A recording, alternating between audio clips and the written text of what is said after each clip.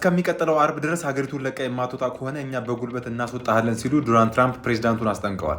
በ24 ሰዓት ውስጥ ዓለም ላይ የተከሰቱ ዋና ዋና ዜናዎች። ከሀገራችን ጉዳይ ስንጀምር በማርበርግ ቫይረስ ተይዘው ሕክምና ሲደረግላቸው የነበሩ ሁለቱ ታማሚዎች ሙሉ ለሙሉ ከበሽታው አገግመው ከማገገሚያ ክፍል መውጣታቸውን የጤና ሚኒስቴር ገልጿል።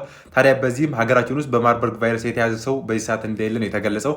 በትላንትናው ዕለት 179 የሚደርሱ ምርመራዎች ተደርገው 179ኙን ከበሽታው ንጹህ መሆናቸውን ጭምር አረጋግጧል። ኢራን በምስራቅ ኮራሳን ከ61 ሚሊዮን ቶን በላይ የወርቅ ማዕድን የያዘ ከፍተኛ የወርቅ ክምችት ማግኘቷን ገልጻለች። ከኢራን ሳንወጣ የባለቤቱን ወይም ደግሞ የሚስቱን ሕይወት በአሰቃቂ ሁኔታ እንዲያልፍ ያደረገው ጥፋተኛ ወይም ወንጀለኛ በአደባባይ በስቅላት ቀጥተዋለች። ቻይና ከህንድ ጋር ድንበር በምትዋሰንባቸው አካባቢዎች ላይ ሮቦቶችን ማሰማራት ልትጀምር ነው።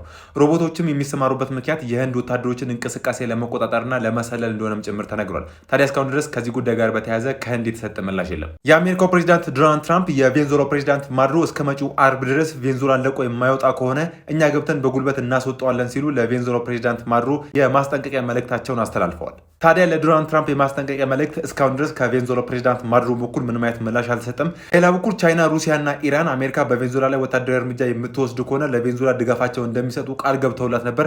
ታዲያ እነዚህ ሀገራት በዚህ ሰዓት ቃላቸውን አፍርሰዋል ወይም ደግሞ ለቬንዙዌላ ድጋፍ እንደማይሰጡ ተናግረዋል። ሰሞኑ የምለቃቸው ቪዲዮዎች ብዙዎች ጋር እየደረሰ አይደለም። ታዲያ የቪዲዮ እናንተ ጋር ከደረሰ ላይክ፣ ሼር፣ ኮፒ ሊንክ፣ ሪፖስት እና ኮመንት ማድረጋቸው እንዳትረሱ። መልካም ምሽት።